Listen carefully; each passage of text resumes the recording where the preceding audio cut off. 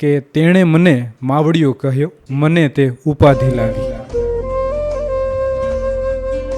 શિક્ષક એ જીવનનો દિશાકાર, જે આપે છે વિચારોને પંખાર, સફળતાના શિખરે પહોંચાડે. આભાર શિક્ષકજી, આપના ઉપકાર.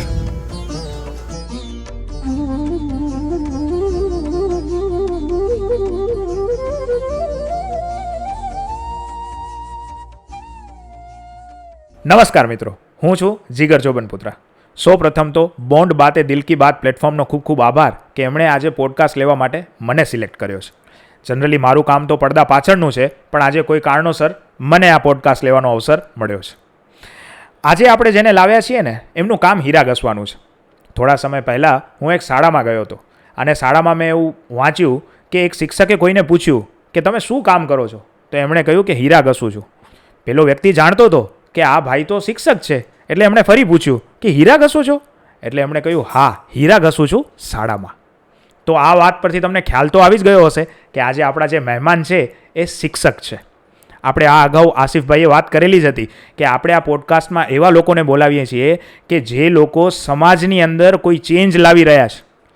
આપણા સમાજમાં, આપણા ભુજમાં, આપણા કચ્છમાં કોઈ રીતે કોઈ ઉપયોગી કાર્ય કરી રહ્યા છે, ભલે બહુ નાના સ્કેલ ઉપર.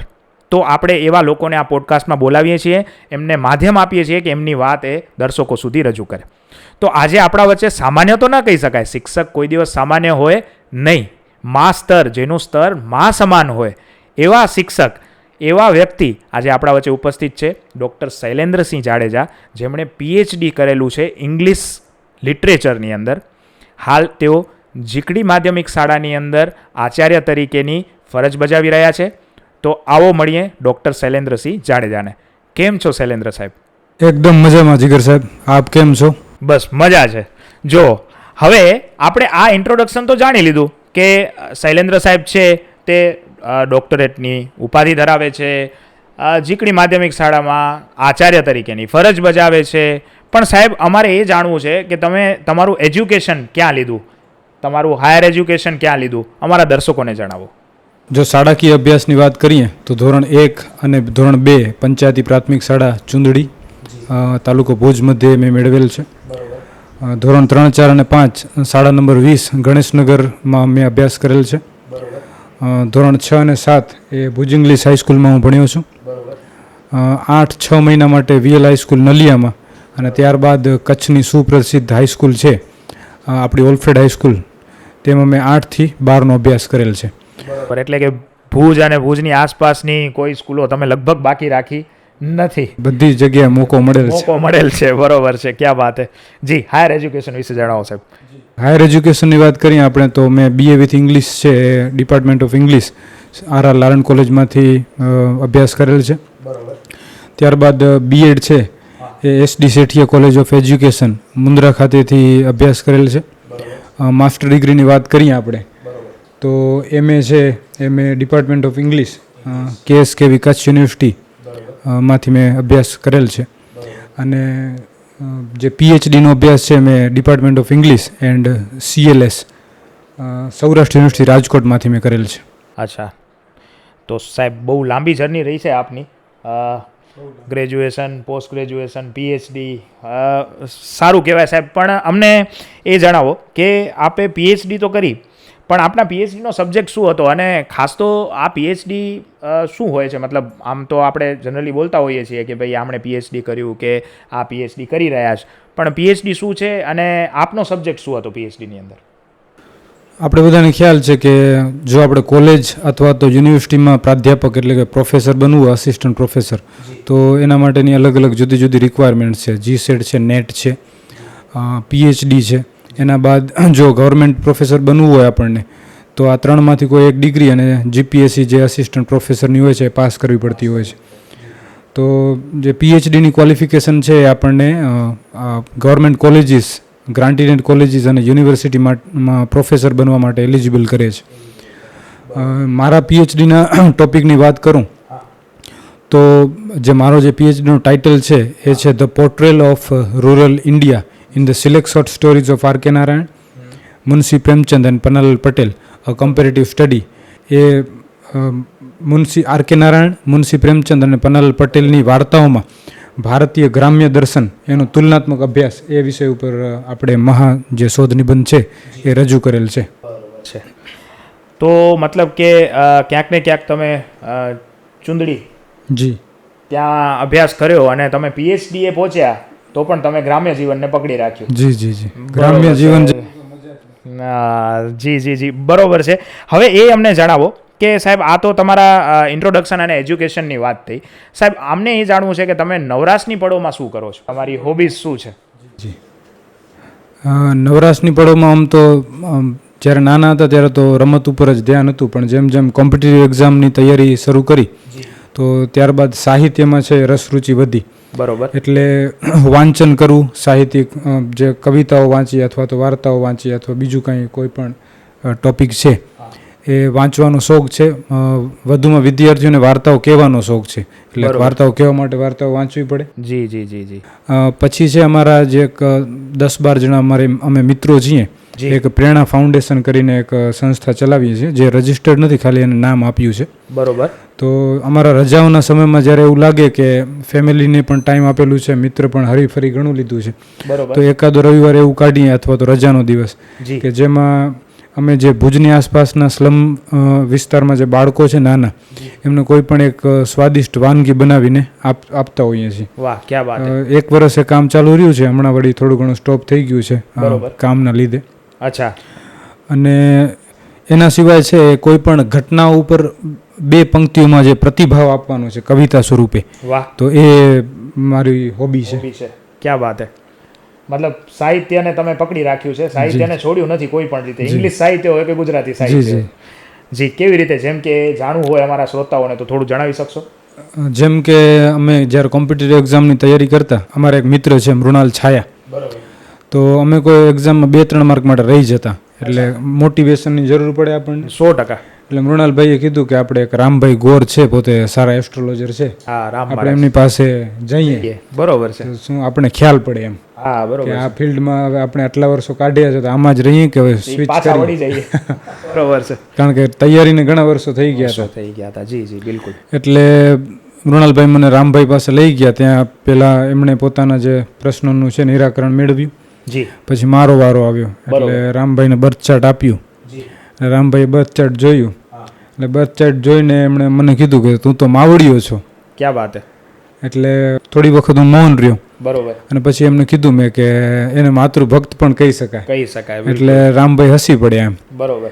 અને પછી જે પણ પ્રશ્નોનું નિરાકરણ હતું તે મેળવ્યું. બરોબર. પણ જે એ ઘટના છે કે ભાઈ તેમણે મને માવડીઓ કીધો, તો એના ઉપર મને પ્રતિભાવ આપવાનું મન થયું. જે આપે મને લાગે છે ફેસબુક ઉપર શેર પણ કરેલું છે, એ 2 પંક્તિઓ કે તેણે મને માવડીઓ કહ્યો, તેણે મને માવડીઓ કહ્યો, મને તે ઉપાધિ લાગી. એટલે માવડીઓ જો શબ્દ કોઈ આપણા માટે વાપરે છે તો એ ખોટું નથી. માતા માટેનો જે પ્રેમ છે દરેક બાળકને હોવો જ જોઈએ. એટલે મને ખિતાબ, ઇલકાબ એના જેવું લાગ્યું. એટલે ઉપાધિ એટલે અહીંયા ખિતાબ તરીકે સમજવાનું છે. બરોબર. એટલે ઉપાધિ એટલે ઓલી ઉપાધિ નહીં જે આપણે આવી જતી હોય. બરોબર ને? જી જી. ક્યાં વાત હે. બીજો કોઈ આવો એક્ઝામ્પલ? બીજો હું જ્યારે ધોરણ 10માં હિન્દીની એક કવિતા ભણાવતો, જે રસખાન દ્વારા લખવામાં આવેલી છે. બરોબર. તો રસખાન પોતે કૃષ્ણ ભક્ત હતા, પરમ કૃષ્ણ ભક્ત. બરોબર. અને એ કવિતા જ્યારે ચલાવતા, બરોબર, તો એવું લાગતું કે ભાઈ એક મુસ્લિમ છે એ પણ કૃષ્ણ ભક્ત હોઈ શકે છે, અને એમણે પોતે કવિતાઓ લખેલી છે. એટલે એમાં કોઈ ભક્તિ કરવામાં કોઈ ધર્મને બાદ નથી. અને હું પોતે સાંઈબાબામાં માનું છું. ક્યાં બાત હે. એટલે એક એનો પ્રતિભાવ એવી રીતના આપ્યું કે રસખાન કો કૃષ્ણ મિલે, રસખાન કો કૃષ્ણ મિલે, બાઈજા કો મિલે સાંઈ. કારણ કે આપણે બધાને ખ્યાલ છે કે બાઈજાભાઈ છે એ સાંઈબાબાને પોતાના બાળકની જેમ રાખતા અને એનું ખાવા પીવાનું ધ્યાન રાખતા. એવું તો રસખાન કો કૃષ્ણ મિલે, બાઈજા કો મિલે સાંઈ, દેખો ભક્ત કો ભગવાન મિલે, લાંગ કે ધર્મ કી ખાઈ. ક્યાં વાત હે. તો જે ગુરુ શિષ્ય પરંપરા છે એમાં કોઈ ધર્મનો એવો બાદ હોતો નથી, જે આપણે ભારતીય સંસ્કૃતિમાંથી શીખતા આવ્યા છીએ. કબીર સાહેબ પણ એનું બહુ મોટું ઉદાહરણ છે. તો એવા નાના નાના પ્રતિભાવો લખવાનું પણ હોબી છે.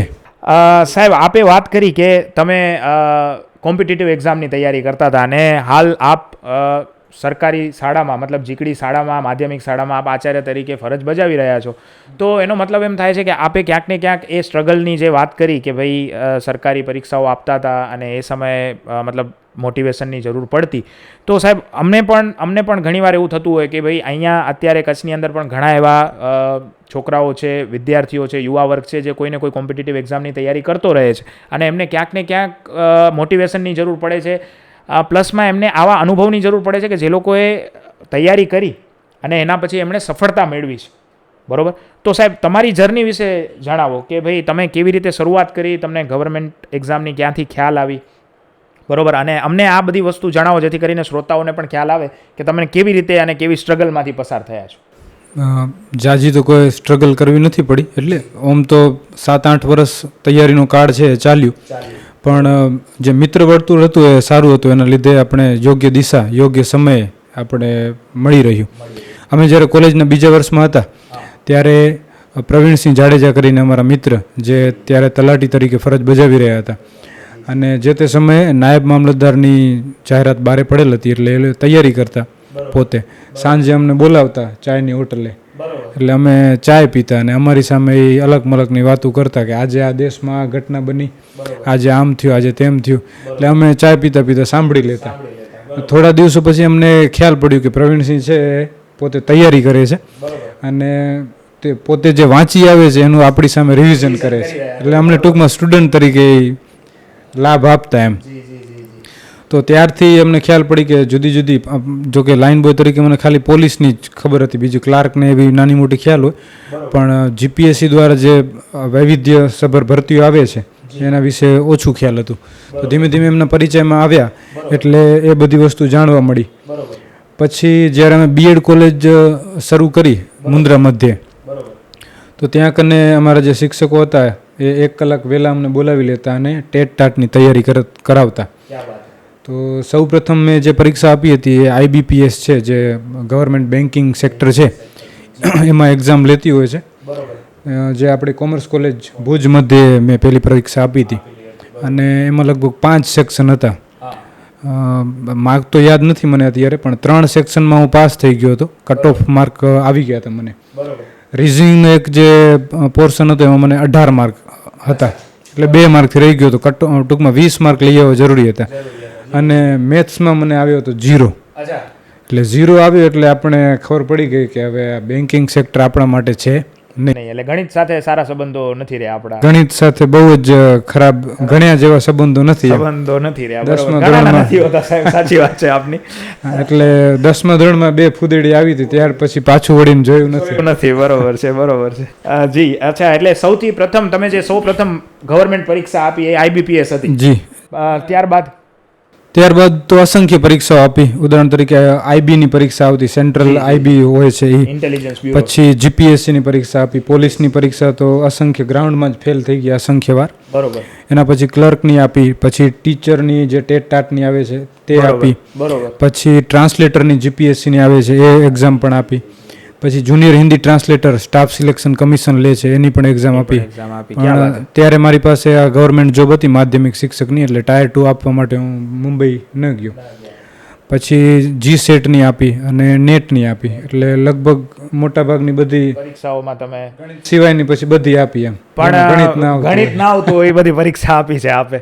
પણ મને એવું લાગે છે સાહેબ કે ક્યાંક ને ક્યાંક તમે કહો છો કે તમે ગ્રાઉન્ડમાં પોલીસ એની એક્ઝામમાં ગ્રાઉન્ડમાં તમે પાસ ન કરી શક્યા, થોડા માર્ક માટે રહી ગયા, બરોબર? તો એનું કારણ કદાચ એ હશે કે તમારા હાથે ઘણા બધા વિદ્યાર્થીઓનું સારું થવાનું લખેલું હશે. ક્યાંક ને ક્યાંક તમારો સ્વભાવ, જે રીતે અત્યારે પોડકાસ્ટ જે લોકો જોઈ રહ્યા હશે એમને પણ ખ્યાલ આવતો હશે કે તમારો સ્વભાવ પણ એક શિક્ષકને જ શોભે એવો છે.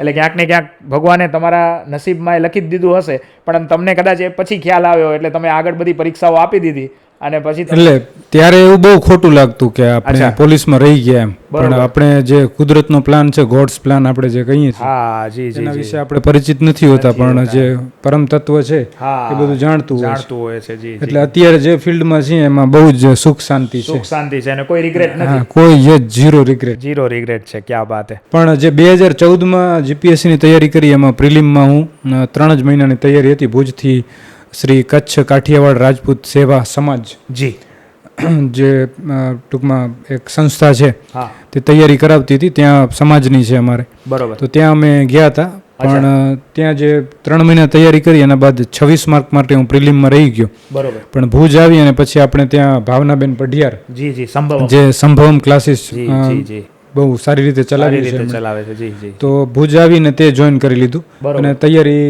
ચાલુ રાખી. એટલે જે જૂની તૈયારીનો લાભ હતો તે 2014ની પરીક્ષામાં મળ્યો મળ્યો અને નોકરી છેટ 2017માં મળી. તરમાં મળી જી બિલકુલ. એટલે ખાસ કરીને તમે ગાંધીનગર તૈયારી કરવા ગયેલા. જી જી. તો અમને અમારા મતલબ જે પણ લોકો તૈયારી કરે છે અત્યારે યુવા વર્ગ કચ્છનો, એમને તમે શું કહેશો? પકડી રાખવાની સલાહ આપશો તૈયારી, કે પાછા વળી જવાની સલાહ આપશો? તમે શું એમને સૂચવો છો? કારણ કે ઘણીવાર એવું થતું હોય છે કે તમે જેમ કીધું કે તમે આટલી બધી પરીક્ષાઓ આપી, ઘણા વિદ્યાર્થીઓ 1-2 પરીક્ષા પછી હિંમત હારી જતા હોય છે કે હવે આપણું આમાં થાય એમ નથી, અથવા તો ગવર્મેન્ટ જોબ આપણે મળે એમ નથી. તો એ વિશે થોડું કંઈ તમારો અનુભવ. સૌપ્રથમ તો એ વાત કરીશ કે જે તે સમયે અમે ગાંધીનગર જતા, કારણ કે આપણે ત્યાં એવું એટમોસ્ફિયર નહોતું. જી પછી સંભવમ ગ્રુપ, એના પછી તો ઘણા બધા જે ફિઝિકલ ક્લાસીસ છે હા એની પણ શરૂઆત કચ્છમાં થઈ ગઈ હતી. બરોબર. એના પછી આખું યુટ્યુબ ઉપર પણ ઘણા બધા ચેનલ આવી ગયા. ચેનલ આવી ગયા છે. એટલે આપણે કદાચ ફાઇનાન્શિયલી એવું પોસિબલ ન હોય, જો ગાંધીનગર ન જઈ શકતા હોય તો અહીંયાથી પણ તૈયારી થઈ શકે. તૈયારી કરી શકાય. જી હવે તો એપ પણ આવે છે મોબાઈલમાં, જેનાથી પણ આપ સબસ્ક્રિપ્શન લઈને પણ તૈયારી કરી શકો છો. જી બિલકુલ. એટલે એક સારો ગ્રુપ હોય અને આપણે કન્ટિન્યુઅસલી તૈયારી કરીએ, આપણે કન્ટિન્યુટી જળવાવી જોઈએ. પછી 2, 4, 5 વર્ષ થાય તો આપણે મૂકી દઈએ તો આપણે લોસ છે. લોસ છે. જી તો ચાલુ રાખવી જોઈએ. અમારા એક મિત્ર છે નરવીરસિંહ સરવૈયા, પોતે હાલ આણંદ જિલ્લામાં પ્રાથમિક શાળામાં શિક્ષક છે, બરોબર જેમને હું મોટા ભાઈ અને ગુરુ પણ માનું છું. બરોબર. તો જે તે વખતે અમે નાસીપાસ થઈ જતા તો એ એક વાક્ય કહેતા જી કે આપણે 100 પરીક્ષાઓ આપવાની છે બરોબર. અને 100નો ટાર્ગેટ પકડીને હાલવાનું છે અને એકમાં જ પાસ થવાનું. એકમાં જ પાસ, એટલે 99 વખત ફેલ થવાની છૂટ છે તમને. બસ એટલે 99 વખત 100 માંથી એક તો આપણે એક તો પાસ થઈ નીકળી જ જશે, 99 વખત ફેલ થવાની છૂટ છે આપણે. બરોબર ને? ચલો, ક્યાં વાત છે. ખૂબ સરસ સાહેબ તમારી જર્ની રહી છે. અને ક્યાંક ને ક્યાંક એ જર્ની છે એનો જ આ રિઝલ્ટ છે, નિચોડ છે કે તમે આટલી બધી પરીક્ષાઓ આપી, ત્યારબાદ તમે જે કહો છો ને કે એક નોકરીમાં બહુ સંતોષ છે અને કોઈ રિગ્રેટ નથી, કારણ કે તમે આ જે પરીક્ષાઓ આપી છે ક્યાંક ને ક્યાંક એના પછી તમને જે તૈયારી કરી એ તૈયારીના નિચોડ સ્વરૂપે તમે આ પરીક્ષા પાસ કરેલી છે. એટલે જૂની તૈયારી ક્યાંક ને ક્યાંક કામે લાગે. આપણે કોઈ પણ વસ્તુ છે એ વ્યર્થ જતી નથી હોતી. પ્રયત્ન વ્યર્થ નથી જતો.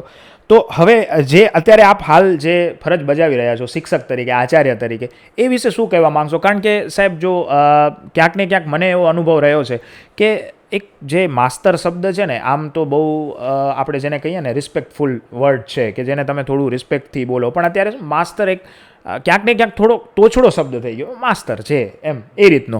અને હું તો જે પ્રમાણે સાહિત્યની તો બહુ સમજ નથી મને, પણ હું જે પ્રમાણે સમજી શક્યો છું કે માના સ્તર સમાન જે પ્રેમ આપે, જે સમજ આપે, જે લાગણી આપે, એને માસ્તર કહેવાય. પણ ક્યાંક ને ક્યાંક થોડોક એનો અર્થ અત્યારે બદલાયો છે. તો આપ આ વિશે, આ નોકરી વિશે શું કહેવા માંગો છો? તમે અત્યારે આ ફરજ નિભાવો છો તો તમને શું લાગે છે? એટલે સમાજમાં 2 વિભાગો છે. મોટાભાગના અમને એટલો નકારાત્મક અનુભવ નથી થયો. બરોબર. એવું માનતા હોય છે કે ટીચિંગની જોબમાં શું હોય છે, છોકરાઓ ભણાવવાના હોય છે, જી થોડુંક એ રીતે જોતા હોય છે બધા જી જી કે એવું કાંઈ બહુ મોટું તીર મારી લેવા જેવું નથી. હા, રોકેટ સાયન્સ નથી. જી જી જી. પણ એવું નથી હોતું. ભણાવવા માટે પણ શિક્ષકોએ ઘણી બધી મહેનત કરવી પડતી હોય છે. બાળકના માનસને આપણે સમજવું પડે છે, ક્યાં એ અટકે છે. ચાઇલ્ડ સાયકોલોજી પણ અમને ભણવામાં આવતી અને એનો ઉપયોગ કરીને પણ ભણાવતા હોઈએ છીએ. સરકારી શાળાઓમાં બીજી બધી પણ ઘણી બધી કામગીરી રહેતી હોય છે, એની વચ્ચે પણ શિક્ષકો ખૂબ જ સારી રીતે ભણાવતા હોય છે. બરોબર બરોબર. તો આપણે જો આપણો રોલ એઝ એ ટીચર સારી રીતે નિભાવીએ છીએ તો આપણે સમાજ છે કે ગામ છે ત્યાંથી આપણે માન સન્માન મળતું જ હોય છે. પણ થોડું ઘણું એવું પણ છે કે આ યુપીએસસી જીપીએસસી જે કલેક્ટરની આઈએએસ આઈપીએસની જે જોબ છે એ રૂતબાવાળી જોબ છે, જ્યારે ટીચરની જોબ છે એટલું કંઈ એમાં પાવર્સ નથી. જી જી બિલકુલ. એટલે જેને સમાજમાં જે તબક્કો એવો છે કે જેને થોડુંક પાવરવાળી જોબ જોઈએ છે એના માટે ટીચરની જોબનું મહત્વ નથી, પણ ઓવરઓલ ટીચરની જોબનું ખૂબ જ મહત્વ છે એવું હું માનું છું. જી, શરૂ કર્યું તો આપણે કે હીરા ઘસીએ છીએ. જી. કારણ કે જે એન્જિનિયર બને છે, જે ડોક્ટર બને છે, આઈએએસ આઈપીએસ બને છે, એ ક્યાંક તો સ્કૂલ કરતા જ હશે અને ક્યાંક તો ક્યાંક એમના શિક્ષકોનો ફાળો રહ્યો જ હશે એને પરીક્ષા પાસ કરવામાં. જી. એટલે આપણે એવું તો ના જ કહી શકીએ કે શિક્ષકની જોબ છે કે માસ્ટરની જોબ છે એમાં કંઈ હોતું નથી. જી બિલકુલ. સાહેબ બહુ સરસ વાત કરી કે શિક્ષકની નોકરીમાં આપ શું અનુભવો છો. તો સાહેબ આપે અત્યાર સુધી કઈ કઈ શૈક્ષણિક સંસ્થાઓમાં કાર્ય કર્યું છે? મતલબ કે આપ અત્યારે તો જીકડીમાં છો, પણ આના પહેલાં તમે જ્યારે ગવર્મેન્ટમાં નહોતા આવ્યા એના પહેલાં તમે પ્રાઇવેટમાં હશો કે આપ તૈયારી કરતા હશો, એ સમયગાળા દરમિયાન તમે ક્યાં ક્યાં કામ કરેલું છે, કઈ કઈ સંસ્થાઓમાં કામ કર્યું છે? તૈયારીની સાથે સાથે સૌપ્રથમ મારી જે જોબ હતી તે માં આશાપુરા ઇંગ્લિશ મીડિયમ સ્કૂલ પ્રાથમિક વિભાગમાં મેં 1 વર્ષ સર્વિસ કરી છે. બરોબર. ત્યારબાદ SRK institute of computer science and management Sapeda મધ્યે પણ 1 વર્ષ મેં નોકરી કરેલી છે. જી. અને HJD ઇન્સ્ટિટ્યૂટ છે ટેકનિકલ એજ્યુકેશન કેરા, હા, ત્યાં પણ 7 મહિના જોબ કરી, પછી ગવર્મેન્ટ જોબ મળી ગઈ એટલે તે જોબ મને મૂકી અને આમાં આવી ગયા આપ. બરોબર. સૌ પ્રથમ મારી ગવર્મેન્ટ જોબ છે ગવર્મેન્ટ હાઈસ્કૂલ ઢોરીમાં રહી અને 6.25 વર્ષ ત્યાં નોકરી કર્યા બાદ ટ્રાન્સફર લીધી છે. હાલમાં હું ગવર્મેન્ટ હાઈસ્કૂલ જીકડી મધ્યે છું. ગવર્મેન્ટ હાઈસ્કૂલ જીકડીમાં છો. બિલકુલ. હવે મતલબ તમે આટલી બધી સંસ્થાઓ સાથે જોડાયેલા રહ્યા છો અને મતલબ જર્ની તમારી મને એમ લાગે છે કે ઘણી લાંબી રહી છે અત્યાર સુધી. તો તમને પણ તમે કીધું કે બહુ નકારાત્મક અનુભવ તો નથી થયો તમને, અને એ બહુ સારી વાત કહેવાય. તો અમને સારા અનુભવો તમારા એમાંથી કોઈ એકાદ અનુભવ અમને જણાવો કે જેમાં તમે શિક્ષક તરીકે તમને એમ થયું હોય કે મેં આ લાઈનમાં આવીને મતલબ શિક્ષક બનીને મને બહુ સારો સંતોષ અનુભવાયો છે, અથવા તો જે તમને યાદગાર અનુભવ રહ્યો હોય. આમ તો ઘણા બધા છે, 2-4 છે, પણ એક અવશ્ય તમને કહીશ. જી. જ્યારે મારી પ્રથમ જોબ છે એમાં આશાપુરા ઇંગ્લિશ મીડિયમમાં ક્લાસ 4ના ક્લાસ ટીચર તરીકે હતી જ્યારે હતી ત્યારે ત્યાં કને સ્ટાફમાં એક સારો પ્રસંગ આવ્યો હતો. એક શિક્ષકના ઘરે સંતાનનો જન્મ થયો હતો, એટલે એમણે ફાળાના જે પટાવાળા બેન હતા એમણે પેડાનો બોક્સ લઈને મોકલાવ્યો અને એમને કીધું કે બધી જગ્યાએ તમે આપતા આવો, મીઠું મોઢું કરાવતા આવો. એટલે અમારા જે બેન હતા એ મારા ક્લાસમાં આવ્યા, ચોથો પીરિયડ હતો ત્યારે. બરોબર. એટલે હજી હું કાંઈ પૂછું, સમજું, જાણું એના પહેલાં એમણે 2 પેડા છે એ મારા હાથમાં રાખી દીધા. એટલે ક્લાસમાં 30ની સંખ્યા રહેતી, મર્યાદિત સંખ્યા રહેતી. એટલે મારો જે ધોરણ 4નો વિદ્યાર્થી છે વ્યોમ કરીને, એ પહેલી બેન્ચે બેઠો હતો અને થોડોક નટખટ ને તોફાની હતો. એટલે મારા હાથમાં એને પેડા જોયા, એટલે એને ઈશારો કર્યો કે સાહેબ ખાઈ જાઓ, વાંધો નથી, અમને કોઈ પ્રશ્ન નથી, અમને કોઈ વાંધો નથી. એટલે મને એમ થયું કે મેં કીધું બેટા તમે જોતા હો ને હું ખાઈ જાઉં એ વસ્તુ યોગ્ય ન લાગે એમ. એટલે મેં બધાને એવું કીધું કે તમે ચાલો બધા ઊભા થઈ જાઓ, થોડો થોડો તમને આપું, જેટલું પહોંચે એટલું. 2 પેડામાં તો કેટલું પહોંચે, 2 પેડામાંથી જેટલું બને એટલું બધાને આપ્યું. પછી બધાને કીધું, મેં કીધું છે ઓછું પણ પ્રસાદી રૂપે ખાઈ જાઓ તમે. એટલે બધા છોકરાઓ ખાઈ ગયા, 4થા ધોરણના વિદ્યાર્થીઓ. એટલે આપણે સમજી શકીએ કે એકદમ નિર્દોષ વ્યક્તિત્વ ધરાવતા હોય, બાળ માનસ હોય એમનું. એટલે ચોથો પિરિયડ હતો, એના પછી રિસેસ પડી. રિસેસ પડી એટલે ત્યાં કને એવી વ્યવસ્થા કરવામાં આવતી કે જેટલા વિદ્યાર્થીઓ છે એ ગ્રાઉન્ડમાં રમે અને નાસ્તો કરે, અને શિક્ષકો છે એ ગ્રાઉન્ડની વચ્ચે બેસે, જેથી કરીને મસ્તી તોફાન બાળકો બહુ ન કરે, ધ્યાન પણ આપણું રહે એમ. બરોબર. તો હેતવી કરીને એક 4થા ધોરણની મારી વિદ્યાર્થીની હતી, એ નાસ્તાનો ડબ્બો લઈ અને મારી પાસે આવી. બરોબર. એટલે મને ડબ્બો ખોલીને મને કે સાહેબ આમાંથી થોડુંક લેવું પડશે એમ. એટલે મેં છે એ થોડુંક લીધું. કે એક ચપટી તો લ્યો એમ. મેં કીધું તું ખા બેટા એમ. એ કે ના ના સાહેબ એક ચપટી તો લેવી પડશે એમ. એક ચપટી મેં લીધી. તો પાછળ મેં જોયું તો એના પાછળ છોકરાઓની લાઈન લાગી ગઈ હતી અને બધા પોતાનો નાસ્તાનો ડબ્બો લઈને આવ્યા હતા અને ચપટી મારા હાથમાં છે મૂક્યો, એટલે નાસ્તાની વેરાયટી થઈ ગઈ. એટલે ત્યારે મને સ્પાર્ક થયો એમ કે આ જે રિસેસમાં જે પેડો છે, જે થોડું પેડો જે મળેલો છે એનો રિવોર્ડ તરત મને આપવા માટે બાળકો આવી ગયા છે. એટલે ત્યારે એ જે ઘટના હતી એ મને બહુ આનંદ થયો કે બાળકો છે એને આપણે એમ કહીએ છીએ કે નથી સમજતા હોતા કે આમ, કે એવું નથી હોતું, પણ બાળકો છે એ ઘટનાઓથી વધુ શીખતા હોય છે. ઘણી વખત આપણે મોરલ સ્ટોરીઝ કહેતા હોઈએ છીએ, મોરાલિટી શીખવાડવાની પણ કોશિશ કરતા હોઈએ છીએ, કારણ કે વેલ્યુ વગર જો શિક્ષણ છે એ કાંઈ નથી, કોઈ મતલબ નથી. પણ જો એ વેલ્યુ આપણે પોતે અપનાવેલા હશે તો બાળકો છે ઓટોમેટિક શીખી જશે, એને શીખતા વાર નહીં લાગે. કહેવાય છે ને કે એ નાના છોડ સમાન છે, તમે એને જેવું આપશો એવું એ તમને પાછું આપશે, તરત તમને બાઉન્સ બેક થઈને એ જ વસ્તુ મળવાની છે. જી, બહુ સરસ અનુભવ. અને આ મતલબ આવા અનુભવો છે ને તમને ખાલી ટીચિંગના વ્યવસાયમાં એટલે કે શિક્ષકમાં જ થઈ શકે એમ, કારણ કે તમે એક એટલા નિર્દોષ વ્યક્તિઓ સાથે રહેતા હો છો ને કે જેને કદાચ બિચારાઓને દુનિયાદારીની ખબર જ નથી. એટલે કદાચ માસ્ટરની નોકરીમાં કોઈ રોકેટ સાયન્સ નથી, પણ તમને ફીલ એટલું બધું થાય ને, તમે જો આ રોજબરોજની ઘટનાઓને ધ્યાને લેતા હો તો, કે તમને એ ઘણું શીખવાડી જાય એમ. ઘણીવાર તમને છોકરાઓ પણ એવું શીખવાડી જાય ને કે જેનો તમને આખી જિંદગી, જેમ સાહેબને યાદ છે એમ આખી જિંદગી તમને અમુક પ્રસંગો યાદ રહી જાય એમ. ખૂબ સરસ સાહેબ, આટલા વર્ષના તમારા કિસ્સાઓમાંથી આટલા સરસ કિસ્સાઓ તમે શેર કરી રહ્યા છો. હવે સાહેબ એક બહુ છે ને બહુ યક્ષ પ્રશ્ન છે એમ વાલીઓ માટે કે સાહેબ સંતાન મોટું થઈ રહ્યું છે અથવા સંતાનને ગુજરાતી મીડિયમમાં ભણાવીએ છીએ, અમારે ઇંગ્લિશ મીડિયમમાં ભણાવો છે, અથવા તો ઇંગ્લિશ મીડિયમમાં ભણાવીએ છીએ પણ પપ્પાને ગુજરાતી મીડિયમમાં ભણાવો છે, તો આપના મતે સાહેબ શેમાં ભણાવો? કારણ કે આમાં તો શું છે, મને તો એવું ખ્યાલ આવે છે કે બે માણસના ઘણીવાર પ્રશ્ન થઈ જાય કે મમ્મી કહે છે કે ઇંગ્લિશ મીડિયમમાં ભણાવો છે ને પપ્પા કહે છે કે ગુજરાતી મીડિયમમાં ભણાવો છે. તો સાહેબ આમાં તમે શું કહેવા માંગશો એમ આ પ્રશ્ન વિશે? માણસોના પ્રશ્નો નહીં ઝઘડા થઈ જાય. ઝઘડા અને પછી ઘણી વખત એવું પણ થતું હોય છે ઘરમાં જેનું હાલે એ મીડિયમમાં મૂકવામાં આવે, એ પ્રમાણે નક્કી થાય શેમાં ભણાવવું. શેમાં ભણાવવું. બરોબર છે. પણ મજાક બાત કરતા જો વાત કરું તો મારી જે દીકરી છે એને જ્યારે પ્રથમ વર્ષ શાળામાં મૂકવામાં આવી જી ત્યારે મારા માટે પણ આ યક્ષ પ્રશ્ન હતો. બરોબર. પણ એની પૂર્વ તૈયારીના ભાગરૂપે બરોબર. અમે જ્યારે બોર્ડની પેપર ચેકિંગમાં જતા ત્યારે મોટાભાગે ઇંગ્લિશ ટીચર્સ જ એ પેપરમાં મળતા, એટલે આપણે એવું લાગે કે આ જેન્યુન ને હોશિયાર ટીચર છે. બરોબર. તો એમને હું એક પ્રશ્ન કરતો કે સાહેબ આપનું બાળક છે એ આપણે કયા મીડિયમમાં મૂક્યું છે? બરોબર. એટલે જે પણ મને જેન્યુન ટીચર લાગે એમનો જવાબ છે એ ગુજરાતી મીડિયમ હતો. બરોબર. એટલે બીજો પ્રશ્ન એમ પૂછતો કે ગુજરાતી મીડિયમમાં શા માટે એમ. હા તો બરોબર. એ લોકો મને એવું જણાવતા કે ભાઈ આપણી જે ગુજરાતી ભાષા છે એ હકીકતમાં અંગ્રેજીથી ડિફિકલ્ટ છે. ડિફિકલ્ટ ઇંગ્લિશ તો આપણે ઘરે શીખવાડી શકીશું પડી શકીશું. જી. પણ ગુજરાતી આપણે પછી શીખવાડવું અઘરું પડે. પછી અઘરું પડશે એમ. જી જી જી. તો એક નિરાકરણ એ આવ્યું. બીજું કે જ્યારે ટીચરની જે કોમ્પિટિટિવ એક્ઝામ છે એની પ્રિપેરેશન કરતા તો એમાં શિક્ષણનું મનોવિજ્ઞાન અને શિક્ષણની ફિલોસોફી જી. એવા બે અલગ અલગ ટોપિક આવતા. બરોબર. તો એમાં જેટલા પણ શિક્ષણવિદોને આપણે વાંચ્યા, બરોબર. પછી એ જીન જેક રૂસો હોય, એ જોન ડ્યુઈ હોય, કે આપણા ભારતીય શિક્ષણ શાસ્ત્રીઓ જે મહાત્મા ગાંધી છે કે રવિન્દ્રનાથ ટાગોર છે, બરોબર. તો એમનું જે શિક્ષણ દર્શન વાંચ્યું હા. તો એમાંથી એક આઈડિયા મળ્યું કે એમણે પણ જે બાળકનું પ્રાથમિક શિક્ષણ છે એ માતૃભાષામાં મળવું જોઈએ એના ઉપર ભાર મૂકેલ છે. બરોબર. પછી એના સિવાય હિમાલય કે સમર્પણ યોગ બરોબર. જે છે શ્રી શિવકૃપાનંદ સ્વામીજી હા. સમર્પણ ધ્યાનના પ્રણેતાએ લખેલી છે. બરોબર. તો એમાં પણ એ ટોપિક આવ્યું ને એમાં એમણે એવું લખેલું હતું કે ભાઈ માતૃભાષા છે જો માતૃભાષા है वो आत्मा की भाषा है. બરોબર.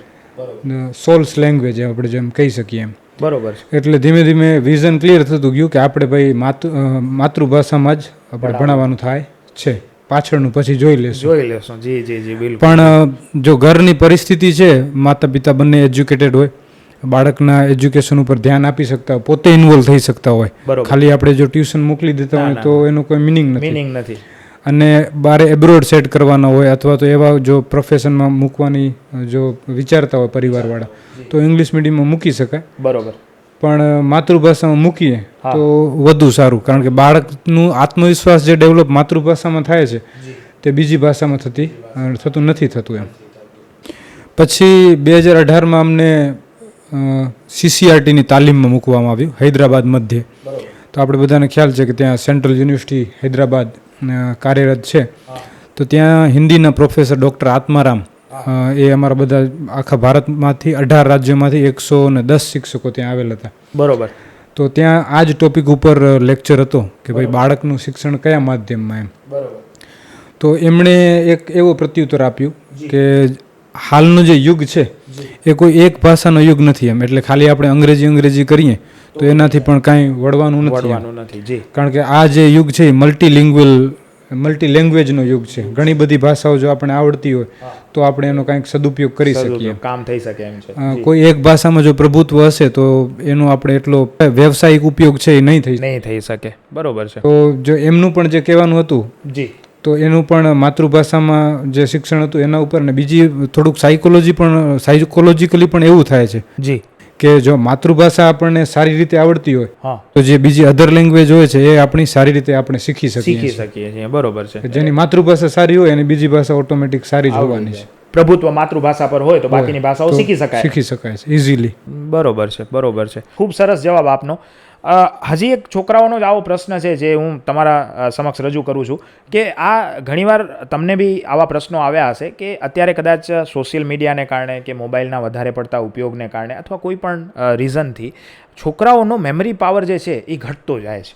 મતલબ ક્યાંક ને ક્યાંક છોકરાઓની જે પ્રવૃત્તિ રોજબરોજની જે વાંચનની પ્રવૃત્તિ અથવા તો આપણે એમ કંઈ શીખવાની પ્રવૃત્તિ છે એમાં મેમરીના ક્વેશ્ચન્સ મતલબ મેમરી પ્રોબ્લેમ્સના ક્વેશ્ચન્સ ઘણા રેઝ થઈ રહ્યા છે. તો તમે આ વિશે શું કહેવા માંગો છો? મતલબ મેમરી ઓછી થઈ રહી છે કે આપણું ક્યાંય ધ્યાન નથી કે મેમરી પાવર વધારવું કેવી રીતે, એના વિશે કોઈ તમારા પાસે કોઈ ટિપ્સ કે જેનાથી આપણે આ વસ્તુને ઓવરકમ કરી શકીએ? જે આ પ્રશ્ન છે એ અવારનવાર બોર્ડના વિદ્યાર્થીઓ તરફથી પૂછવામાં આવતો હોય છે જી. અને લગભગ મોટાભાગના શિક્ષકો છે એ પોતાની રીતે એનો ઉત્તર આપતા પણ હોય છે, કારણ કે શિક્ષકો પણ એક સમયમાં વિદ્યાર્થીઓ જ હતા. જી જી જી.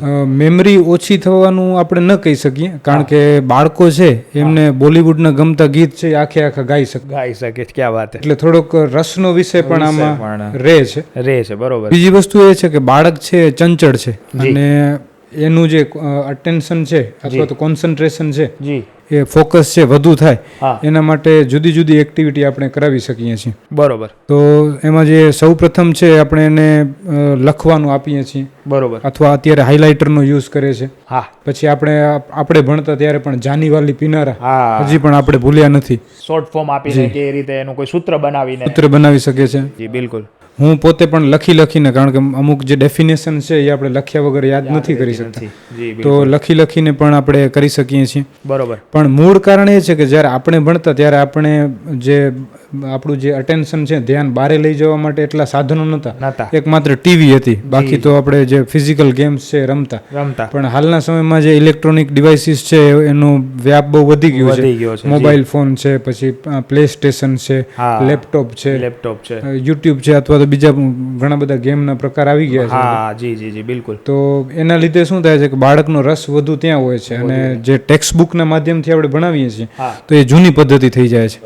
એટલે આપણે જોઈએ છીએ કે બધી જે સ્કૂલ્સ છે, પ્રાઇવેટ હોય કે ગવર્મેન્ટ હોય, ગવર્મેન્ટ અમારી સ્કૂલની વાત કરું તો અમને પણ 2 ડિજિટલ બોર્ડ છે સરકાર શ્રી તરફથી મળેલ છે. ક્યાં વાત છે. જેથી કરીને દ્રશ્ય શ્રાવ્ય, કારણ કે જી જી જી. તો શિક્ષક જ્યારે માત્ર બોલતો હોય એના કરતાં બાળક છે એ ટીવી ઉપર ચિત્રો જોવે અથવા તો કોઈ ફિલ્મ ટાઈપ કાર્ટૂન ટાઈપ જોવે છે તો એને વધુ યાદ રહી શકે છે. અને બીજું છે કે બાળકનું કોન્સન્ટ્રેશન વધારવા માટે ધ્યાન તરફ પણ બાળકને દોરી શકાય છે, કારણ કે બાળક છે એનર્જીથી ભરપૂર હોય છે. હા બિલકુલ. ચંચળતા એની વધુ હોય છે, તો એની જે એનર્જી છે જી, જે એનર્જીનો ફ્લો છે એને શાંત કરવા માટે, કોન્સન્ટ્રેશન પાવર વધારવા માટે આપણે એને મેડિટેશન બાજુ વાળી શકીએ. એટલે કાં તો તમે એમને જે ગમતા મતલબ એનિમેશન છે કે વિડીયોઝ છે એ વિષયથી ભણાવો, અને યા તો પછી તમે એમને આ રીતે ધ્યાન બાજુ વાળો તો થોડુંક એમનું ફોકસ વધશે અને ક્યાંક ને ક્યાંક મેમરીના જે પ્રશ્નો છે એ દૂર થશે. બરોબર છે. તો સાહેબ આપે વાત કરી કે ભાઈ ધ્યાન કરવું અથવા તો જેને કહેવાય મેડિટેશન કરવું, તો હવે આ ધ્યાન જે કરવાની વાત છે એટલે પહેલે તો એ સમજાવો કે ધ્યાન શું છે, અને આ જે યોગ અથવા તો યોગાસન જેને આપણે કહીએ છીએ, જેને આપણે પ્રમોટ પણ કરી રહ્યા છીએ આપણા કન્ટ્રીની અંદર, તો એ યોગાસન એટલે ધ્યાન? હવે ધ્યાન એક બહુ ભારી ભરખમ વર્ડ છે, કદાચ હું પણ એટલો કેપેબલ નથી કે એ શબ્દને સમજાવી શકું. બરોબર. પણ મારી જે સમજણ છે એના પ્રત્યે એ પ્રમાણે તમને ઉત્તર આપી શકીશ. જી. કે ભૂતકાળ કે ભવિષ્યકાળના વિચારો ન હોય અને આપણે જે પ્રેઝન્ટ સ્ટેટમાં રહીએ, વર્તમાનમાં, બરોબર, તો જે આપણી જે એનર્જી છે વર્તમાનમાં રહેવું એટલે ધ્યાન એમ. એટલે એને આપણે અલગ અલગ જે ટેકનિક છે, કોઈક ત્રાટક કરતા હોય છે, કોઈક પોતાના શ્વાસ ઉપર ધ્યાન કેન્દ્રિત કરતા હોય છે, શ્વાસ લેવું ને શ્વાસ છોડવું. જી. બરોબર. અલગ અલગ જે પદ્ધતિઓ છે સમાજમાં ધ્યાનની એ પ્રચલિત છે. ઉદાહરણ તરીકે સમર્પણ ધ્યાન છે, શ્રી શ્રી રવિશંકર મહારાજની જે પદ્ધતિ છે, અથવા તો બ્રહ્મકુમારીનું જે રાજયોગ છે. તો અલગ અલગ જે પદ્ધતિઓ છે એના માધ્યમથી અથવા તો બીજી કોઈ પણ માધ્યમથી બાળકને છે ધ્યાન તરફ આપણે વાળી શકીએ. અને શાળાઓમાં પણ ખાસ કરીને સવારના ભાગમાં સર્વધર્મ સમભાવ પ્રાર્થના છે, અથવા તો બીજી જુદી જુદી જે પ્રાર્થનાઓ છે, તો એના માધ્યમથી જે આંખો બંધ કરાવીને આપણે પ્રાર્થના બોલાવીએ છીએ, એક પ્રકારનું મેડિટેશન છે, જેથી કરીને બાળકનું જે માઇન્ડ છે એ શાંત થાય અને સારી રીતે ભણી શકે. જી બરોબર છે. એટલે કે ધ્યાનની ઘણી બધી પદ્ધતિઓ છે, એમાંથી તમને જે યોગ્ય લાગે, તમારા બાળકને જે યોગ્ય લાગે એ પ્રમાણે તમે એને વાળી શકો છો, એ દિશામાં તમે એમને વાળી શકો છો. જી જી બિલકુલ. ધ્યાન માટે આપણે સાહેબ ગુરુ બનાવવા જરૂરી છે? હવે જો ધ્યાનની વાત આવી તો આપણે બધાને ખ્યાલ છે કે કબીરદાસજી છે, કબીરના દોહા આપણે સાંભળ્યા છે. જી જી. તો એમાં એક દોહો એવું છે કે ભાઈ શીશ કટે ગુરુ મિલે તો ભી સસ્તા જાન, અચ્છા. કારણ કે ધ્યાન વિશે એવું પણ કહેવાય છે કે એ કોઈ કરવાની વાત નથી એમ, બરોબર. એ ગુરુ કૃપામાં ઘટિત થાય છે. અચ્છા. એટલે જીવંત ગુરુમાં જો આપણી આસપાસ એવા સદગુરુ અવેલેબલ હોય, આપણે એવું લાગે કે આ આપણે આમની પાસે જવું જોઈએ, જવું જોઈએ. જી. તો આપણે ત્યાં જઈ શકીએ છીએ. નહીંતર પોતાની રીતે આપણે ઘરે પણ ધ્યાન કરી શકીએ છીએ, દીવાની સામે ત્રાટક અથવા તો જે પણ એમ. બરોબર. જે કબીરે કહ્યું છે કે ભાઈ શીશ કટે હા. ગુરુ મિલે તો પણ એ સોદો કેવો છે, સસ્તો સસ્તો છે. છે. જી. એટલે કબીરદાસ છે એ પણ જીવંત ગુરુનું મહત્વ છે એ દર્શાવે છે. હા. તો આ હતા આપણા સાથે શૈલેન્દ્રસિંહ જાડેજા, જે હાલ ઝીકડી માધ્યમિક શાળા મધ્યે આચાર્ય તરીકે ફરજ બજાવી રહ્યા છે. ઘણા બધા અલગ વિષય અને પ્રશ્નો વિશે વાત કરી આપણે એમની સાથે. બોન્ડ બાતે દિલ કી બાતના કોઈ નવા એપિસોડમાં પાછા આવા જ કોઈ મહેમાન સાથે મળીશું. ત્યાં સુધી સબસ્ક્રાઈબ કરવાનું ના ભૂલતા.